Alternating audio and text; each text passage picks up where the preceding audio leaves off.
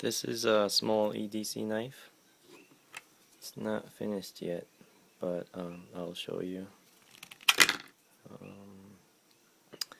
The handle, I made these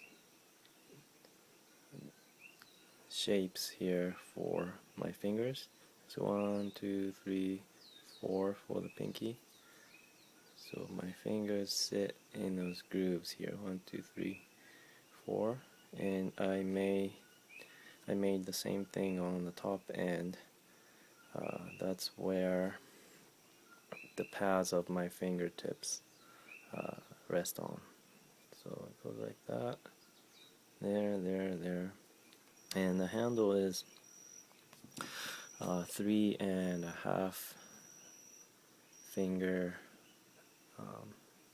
handle, but since I made this here, I can actually hold it just by my pinky. So even though the knife is really small, the handle is small, it feels like I'm holding a full-size handle.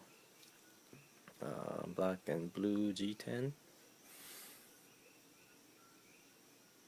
jade liners, and 690 and 690, and the swedge up here is to reduce the sharp edge for the thumb right there.